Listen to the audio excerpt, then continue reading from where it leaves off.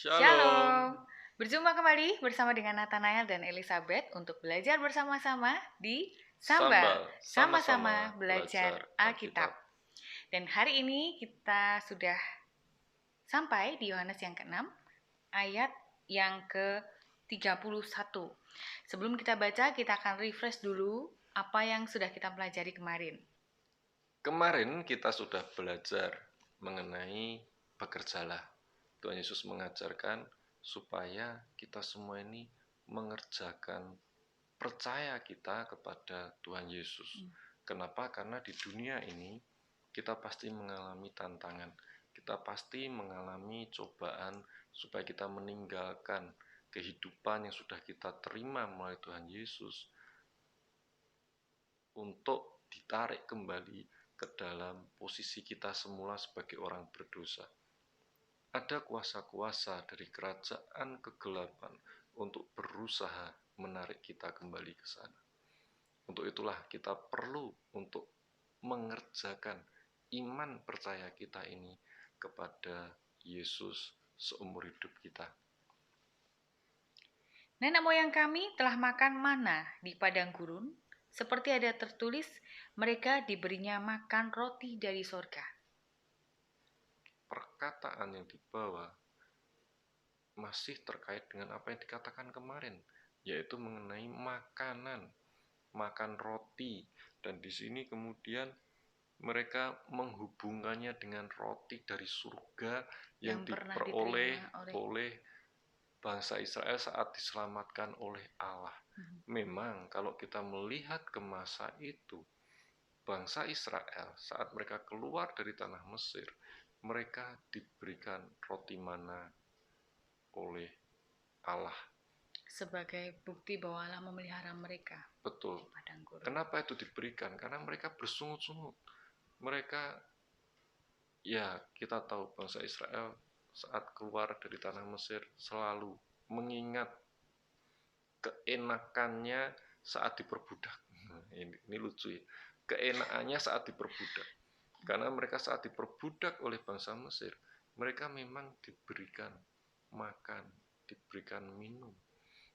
Mereka mengatakan di keluh kesahnya, di Mesir aku mungkin mati tapi masih bisa makan dengan kenyang, bahkan makan dengan daging, makan roti dan daging dikatakan begitu.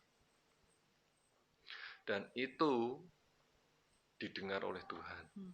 Meskipun mereka bersungut-sungut, Tuhan yang penuh dengan belas kasih memberikan roti mana yang diberikan oleh Tuhan setiap pagi, berupa titik-titik embun yang kemudian nanti pada saat matahari mulai muncul dan naik, maka akan menjadi seperti butiran-butiran sisik ataupun buah yang itu biji gitu ya, yang itu nanti kemudian dapat diolah untuk menjadi roti dan dikatakan rasanya manis seperti madu. Nah, di sini kita juga bisa belajar dari peristiwa tersebut bagaimana Allah menyediakan makanan, menyediakan roti di saat pagi hari. Di saat kita belum terbangun, Allah sudah menyediakan. Tetapi diperintahkan juga oleh Allah bahwa kita harus bangun pagi dan kita mengambil berkat yang sudah Tuhan berikan itu secukupnya untuk satu hari itu. Berikutnya, nanti kalau sudah agak siang, matahari sudah memanas, maka itu semua akan hilang. Dan untuk sore harinya, Tuhan memberikan daging, yaitu burung puyuh kepada bangsa Israel. Kita bisa belajar, kita bisa praktekkan dalam kehidupan kita sekarang ini. Setiap pagi Tuhan sudah sediakan berkat. Setiap pagi Tuhan sudah sediakan firman yang sudah khusus diberikan untuk kita. Tuhan sudah memerintahkan supaya kita tiap pagi bangun untuk pertama kali adalah datang ke hadirat Tuhan dan kemudian mengambil berkat-berkat itu. Kita berdoa, kita menyembah, kita baca firman, dan dari situlah kita terima mana firman dari Allah. untuk kita pakai menjadi sumber energi kita dari pagi sampai dengan hari ditutup. Nah, kita akan lanjutkan lagi apa yang akan dikatakan Tuhan Yesus dari jawaban mereka mengenai roti dari surga. Maka kata Yesus kepada mereka, Aku berkata kepadamu, sesungguhnya bukan Musa yang memberikan kamu roti dari surga, melainkan Bapa-Ku yang memberikan kamu roti yang benar dari surga.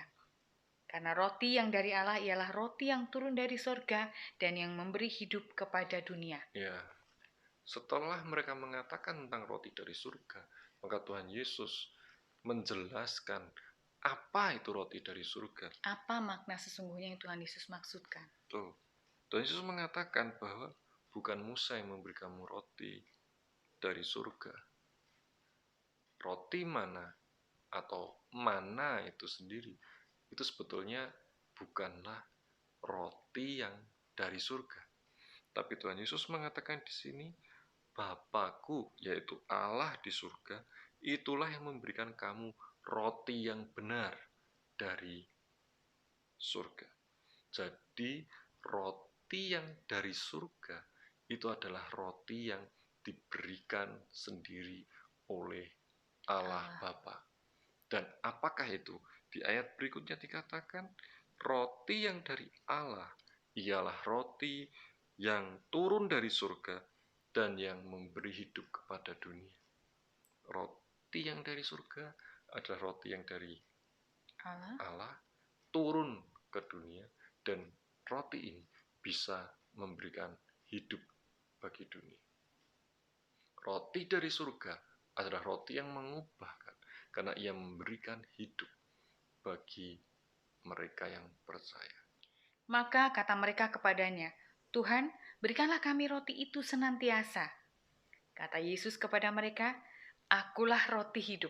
Barang siapa datang kepadaku, ia tidak akan lapar lagi. Dan barang siapa percaya kepadaku, ia tidak akan haus lagi. Ya, saat Tuhan Yesus mengatakan dan menjelaskan tentang roti hidup itu, bagaimana roti dari surga itu turun dan memberikan hidup kepada maka dunia. Orang banyak itu dengan antusias meminta supaya mereka diberikan roti itu. Dan kita membaca di sini bahwa Tuhan Yesus berkata kepada mereka, akulah roti hidup. Tuhan Yesus menyatakan dirinya sebagai roti hidup itu. Barang siapa datang kepadaku, ia tidak akan lapar lagi. Dan barang siapa percaya kepadaku, ia tidak akan haus lagi. Yang akan kita perhatikan adalah datang, lapar, percaya, dan haus. Jadi orang yang datang kepada Yesus, maka ia tidak akan lapar lagi. Dan orang yang percaya kepada Yesus, ia tidak akan haus lagi. Datang itu saja tidak cukup, tapi kita harus percaya. Tuhan Yesus menggambarkan dengan makan dan minum. Tuhan Yesus menggambarkan sebagai lapar dan haus. Kita lihat keseharian kita. Kenapa makan dan minum? Karena itu kebutuhan tubuh jasmani kita. Ya, saat kita merasa lapar, maka kita makan. Ya. Saat kita merasa haus, kita minum. Dan itu adalah situasi normal, wajar untuk orang yang sehat, supaya dia bisa hidup. Ya. Untuk dia hidup. Tanda orang hidup adalah ia bernafas, ia makan, dan ia minum. Ya. Nah, di sini Tuhan Yesus ingin menjelaskan lebih dalam lagi bahwa sebetulnya makan dan minum itu adalah dua hal kebutuhan mendasar. Tidak bisa dipisahkan. Tidak bisa hanya salah satu saja. Kita makan terus, oke. Tapi kita juga butuh air. Kita butuh cairan untuk membuat tubuh ini segar, membuat tubuh ini fresh. Dan juga kalau kita cuma minum terus, juga tidak bisa. Kita minum terus, mungkin tubuh ini penuh dengan air gitu. Akan tetapi tidak ada kekuatannya. Ya. Karena apa? Karena kita nggak makan. Jadi dua hal ini penting, dua hal ini sama-sama harus dijalankan. Makan itu adalah datang kepada Yesus. Oke, kita udah datang kepada Yesus, itu berarti kita udah matang, kita udah kuat. Kita udah makan, kita sudah kuat. Ya, seperti kalau kita makan, kita ingat-ingat dulu. Kalau kita makan, maka tubuh kita menjadi kuat. Akan tetapi, kita hanya dapat itu saja. Yang diperlukan lagi adalah kita minum. Yang terbaik kalau kita makan adalah kita makan dan kita minum. Sehingga pada saat kita datang, kita makan. Setelah itu kita percaya kepada Yesus, maka kita minum. Dan itu adalah suatu kombinasi yang terbaik bagi kita. Secara jasmani, makan dan minum, maka selesai apa yang kita berikan pada tubuh kita. Demikian juga untuk hidup yang kekal itu. Kita datang kepada Yesus sebagai makan, dan kemudian kita percaya kepada Yesus, itulah minum. Sehingga ini satu paket. Kita datang dan kita percaya kepada Yesus. Itu yang mau Tuhan katakan dengan datang, kamu tidak akan lapar lagi, dan percaya kamu tidak akan haus lagi. Itu yang kita pelajari hari ini. Jadi kita belajar ada dua hal. Yang pertama, dari mana kita mempelajari bagaimana kita perlu untuk setiap pagi meluangkan waktu kita mengambil berkat yang sudah Tuhan sediakan bagi kita. Yang kedua, kita bisa belajar bahwa datang kepada Yesus dan percaya kepada Yesus itu adalah suatu kesatuan yang tidak bisa dipisahkan. Kalau kita hanya datang kepada Yesus tanpa percaya, ya kita nggak dapat apa-apa. Kalau kita percaya saja kepada Yesus, tapi kita nggak pernah datang kepadanya, dapatkah itu dianggap percaya? Sebagai contoh, saya mengatakan bahwa saya mencintai istri saya. Akan tetapi, saya tidak pernah mendatanginya. Saya hanya dari jauh, cuma ngomong, saya cuma telepon, saya cuma WA, aku mencintaimu, aku mencintaimu. Tapi sekalipun saya nggak pernah mendatangi. Tidak bisa demikian. Datang dan percaya itu adalah satu hal, dua hal yang harus dilakukan secara bersama-sama, satu kesatu.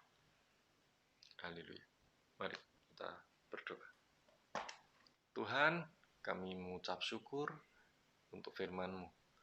Kami berterima kasih untuk firman yang sudah menuntun dan membimbing kami.